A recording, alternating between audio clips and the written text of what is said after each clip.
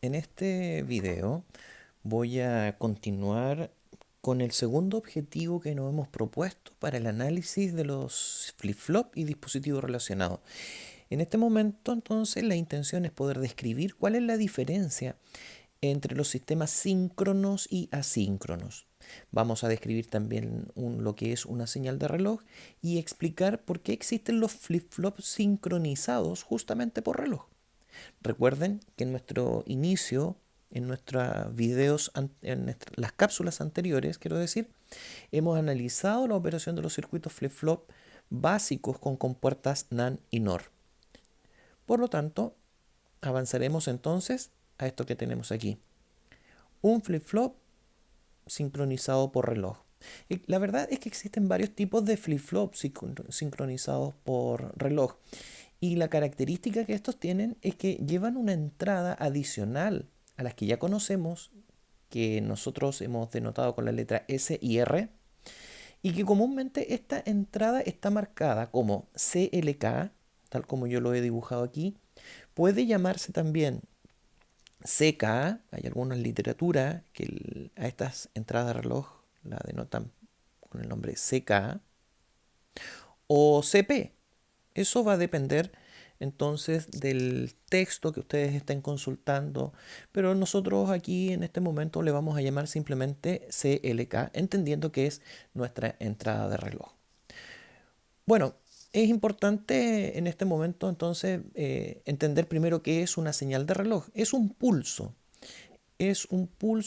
secuencial que sigue un periodo determinado, que sigue una frecuencia determinada y que normalmente asume dos estados lógicos, el nivel alto, como lo pueden ver aquí en la figura, y el nivel bajo.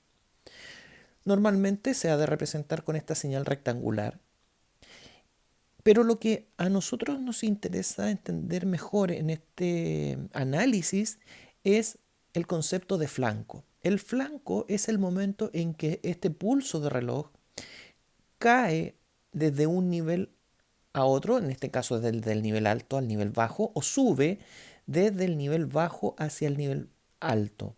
Por lo tanto, hay alguna literatura que hace mención a esto, como por ejemplo la transición con pendiente positiva o transición con pendiente negativa, dependiendo si el flip-flop cambia, ya sea con el flanco de bajada o con el flanco de subida.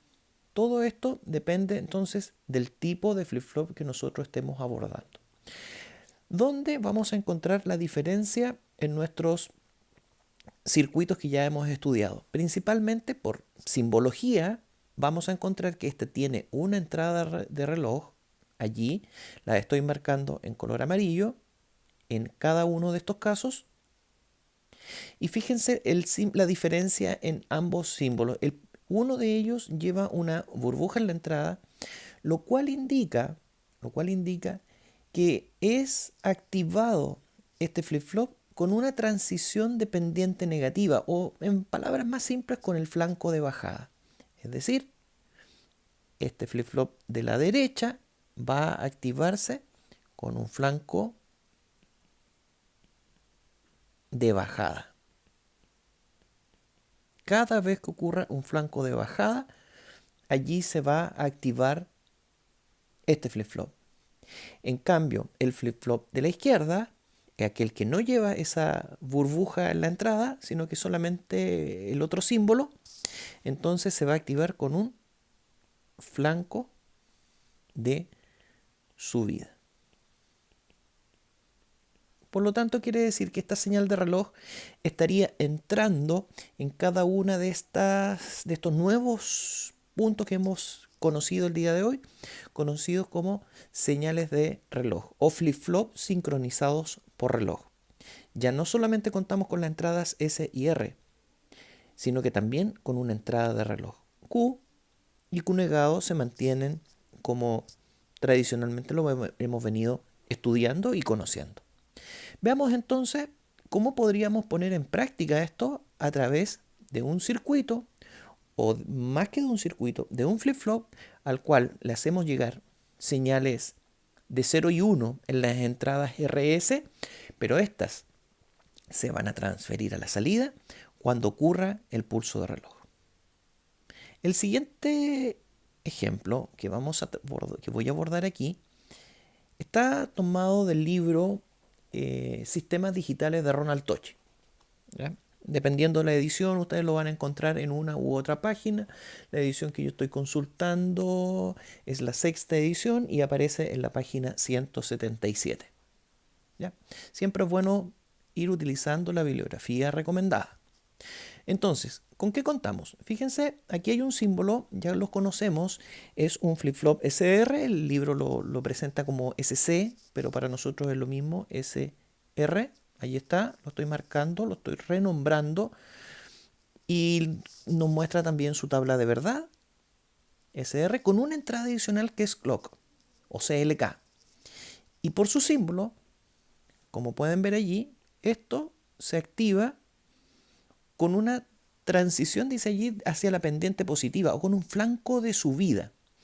Cada vez que ocurra un flanco de subida, se va a transferir lo que se tiene en la entrada hacia la salida. Por lo tanto, allí lo primero que podemos encontrar, lo voy a ir señalando con un número 1, es una señal, un pulso que se está o que está llegando a la entrada S. Recuerden, ahí está la entrada S. En el número 2 tenemos un pulso que está llegando a la entrada R. Ahí está la señal de R. Esto lo estamos mirando en función del tiempo. Abajo aparece una flechita en este esquema que dice, ojo, el tiempo corre hacia la derecha, ¿cierto? La tercera imagen que nos muestra este ejercicio es la señal de reloj que está llegando justamente a la entrada de reloj de nuestro flip-flop. Y esta señal de reloj, a esta señal se le han marcado tanto los pulsos de subida o los flancos de subida como los flancos de bajada, con una flecha que allí va indicando. Por ejemplo, la letra A indica un flanco de subida, la letra B indica un flanco de bajada, C es flanco de subida, D es flanco de bajada y así sucesivamente. Y Q, el último dibujo que aparece aquí, es cómo estaría respondiendo la salida cada vez que vamos analizando esto en función del tiempo. Entonces vamos a hacer el ejercicio de ir recorriendo en función del tiempo qué es lo que sucede en R, qué es lo que sucede en S y qué es lo que sucede en CLK, que nuestro clock es nuestro reloj, para ver cómo se comporta la salida. Comencemos diciendo que ambas entradas están en 0. Si se dan cuenta, comienza aquí, y voy a ir marcando con línea roja, un 0 en S, un 0 en R, y está ocurriendo un pulso de reloj. El pulso de reloj nos muestra un flanco de subida. Allí está, en el punto A. Como ambas entradas están en 0, la salida no cambia.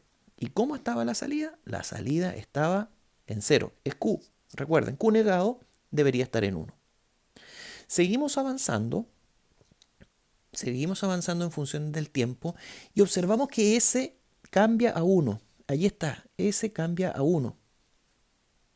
Y R queda en 0.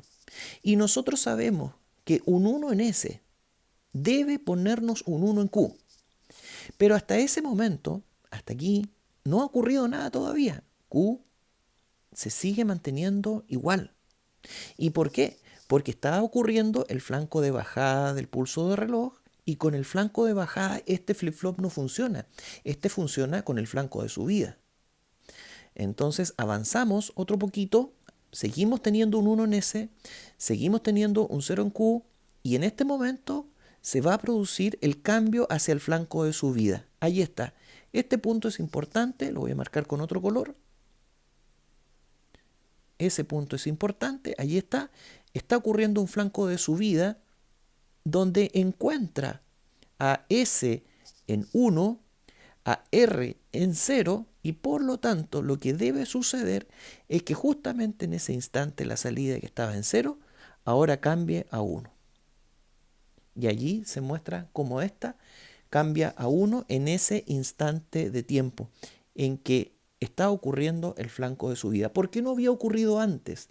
Porque antes, cuando S estaba en 1 y R estaba en 0, no ocurría aún el flanco de subida. El primer flanco de subida ocurre cuando S vale 0 y R vale 0. Y el segundo flanco de subida ocurre cuando S vale 1 y R vale 0. Entonces nos damos cuenta que la salida va a cambiar. Sí, solo sí, esto ocurre a través de un flanco de subida en el pulso de reloj. Si el flip-flop hubiese tenido una burbuja en la entrada, como simbología, eso nos indicaría que esto ha de cambiar con el flanco de bajada. Sigamos analizando parcialmente este esquema, a ver qué nos ofrece para ver la diferencia entonces entre uno y otro, y entre una y otra entrada.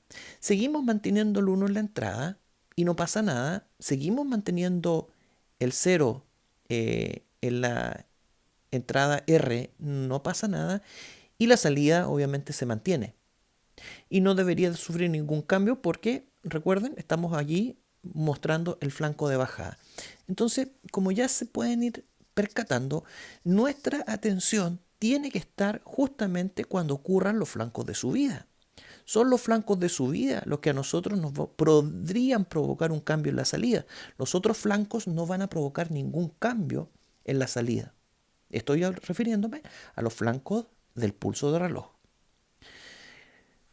La entrada S en este momento cambia a 0 y la entrada R cambia a 1. Un 1 en R y un 0 en S deben conmutar la salida a 0. Y esto va a ocurrir, obviamente, cuando se produzca el flanco de subida. Y allí está, se observa cómo Q cambia a 0 toda vez que ocurre el segundo flanco de subida, que pilla a S en 0. Lo digo así para que se entienda mejor, y encuentra a R que vale 1. Un 1 en R, un 0 en Q. Vámonos al siguiente, vamos siguiendo el análisis de este ejercicio. Seguimos con S en 0, en algún momento cambia a 1, allí cambió a 1, R estaba en 1 y de pronto cambia a 0, lo hace en el mismo instante en que S pasa a ser 1. Pero hasta allí no ocurre nada porque todavía no tenemos el flanco de subida. Entonces, ¿cuándo se va a producir el cambio en Q? Ahora tenemos un 1 en S, un 0 en Q. Un 1 en S obliga a un 1 en Q. Y este 1 se va a traspasar, recuerden, con el siguiente flanco de subida, es decir, en ese instante de tiempo. Y allí, como S sigue valiendo 1, R sigue valiendo 0, entonces la salida conmuta de 0 a 1. Y fíjense que ya luego no cambia porque S y R no vuelve a cambiar, aun cuando siguen ocurriendo varios flancos de subida seguramente en el pulso de reloj. Entonces, esa es la explicación de cómo un flip-flop SR puede ir conmutando la salida en la medida que vamos incorporando un pulso de reloj a este dispositivo.